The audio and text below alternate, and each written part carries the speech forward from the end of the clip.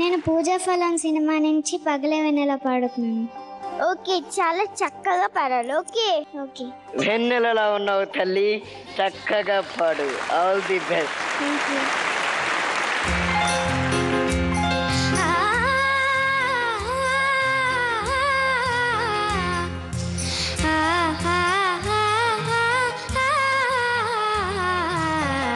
పగలే వెన్నెల జగమే ఊయలా, కదలే ఊహలకే కన్నులుండే. పగలే వెన్నెల జగమే ఊయలా.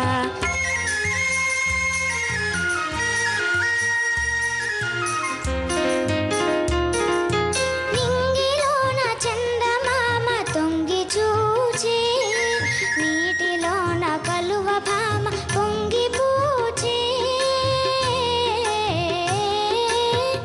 ఈ అనురాగమే జీవన రాగమై,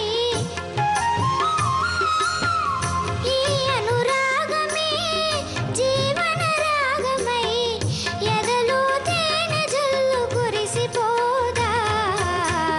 పగలే వెన్నెల జగమే ఊయలా.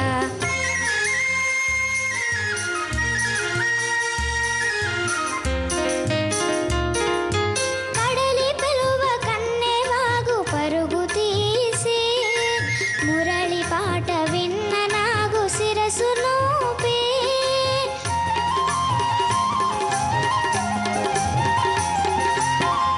ఈ అనుబంధమే మధురానందమై,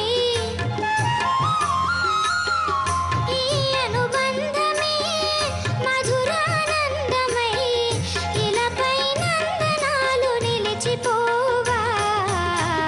పగలే వెన్నెల జగమే ఊయలా, కదలే ఊహలకే కన్నులుండే. పగలే వెన్నెల.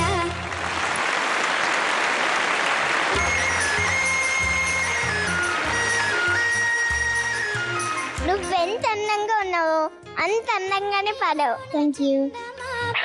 ఓకే జానకి లహరి, ఇప్పుడు మన జడ్జెస్ ఏమంటారో చూద్దాం. Hello sir. Hello junior NT గారు, ముందు నేను మాట్లాడిన తర్వాత జడ్జి గారు. ఓకే సార్, మీ ఇష్ట ప్రకారమే, మీరేం మాట్లాడండి. మనోన్నా ఈ పాట గురించి ఒక చిన్న నేపథ్యం చెప్తాను. చాలా ఇంట్రెస్టింగ్ నేపథ్యం. పూజాఫలం సినిమాలో మ్యూజిక్ సెట్టింగ్ అవుతుందన్న. డైరెక్టర్ బిఎన్ రెడ్డి గారు, రైటర్ నారాయణ రెడ్డి గారు, సంగీత దర్శకులు రసాలూరు రాజేశ్వరరావు గారు. రాజేశ్వరరావు గారు అన్నారట, రాయ్ నాయనా నువ్వు ఒక పల్లవి చెప్పిన ఆయన నేను చేసేస్తానన్నాడు. బిఎన్ రెడ్డి గారి వైపు చూసి నారాయణ రెడ్డి గారు, అప్పటికే నారాయణ రెడ్డి గారు ఎంత స్ఫురద్రూపి అంటే క్షణాల్లో పల్లవిని అల్లిక చేసేస్తారు.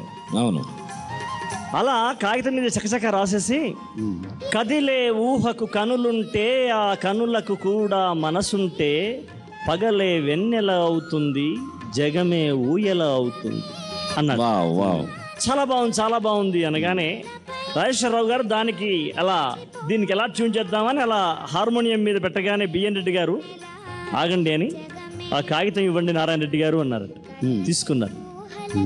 నేను అండర్లైన్ చేసిన పదాలతోని ఇదే పల్లవిని మళ్ళీ రాయగలరా అని మళ్ళీ ఇచ్చారట. ఎక్కడెక్కడ చేశారంటే ఆయన మొట్టమొదటి లైన్ చేశారు, ఒక దగ్గర పగలే విందలు చేశారు, ఒక దగ్గర జగమే ఊయలు చేశారు, ఇంకేం చేయాల. కానీ ఎంత పండితుడో నారాయణ రెడ్డి గారు, అంత సద్యస్ఫూర్తి అన్నమాట.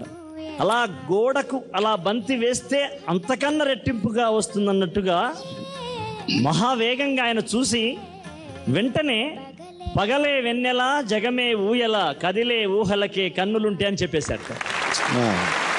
ఒక సాహిత్య చక్రవర్తి, ఒక సంగీత చక్రవర్తి, ఒక దర్శక శిఖరం 3 శిఖరాలు ఒక దగ్గర కూర్చున్నప్పుడు పుట్టినటువంటి ముద్దొచ్చే పాట ఈ పాట. పగలే వెన్నెలా జగమే ఊయల పాట నేపథ్యం మీకు చెప్తుంది. నారాయణ రెడ్డి గారితో సార్ అన్నాను, గురువుగారు మీరు వచ్చిన కాలం పాటకు స్వర్ణయుగం, మేము వచ్చిన కాలం పాటకు మరణయుగము అని. ఆ పాట వినగానే చక్కమంటే ఆ సన్నివేశం నాకు గుర్తుకొచ్చింది.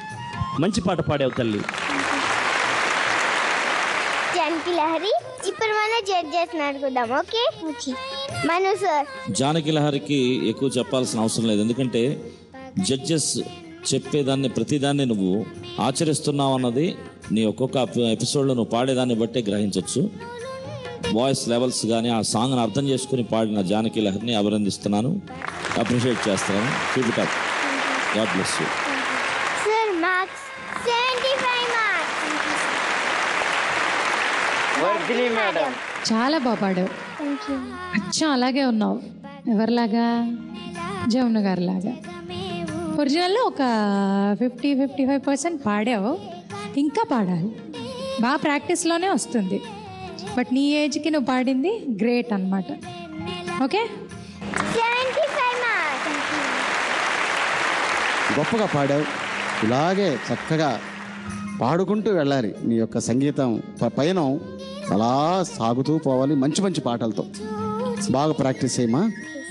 All the best. God bless you.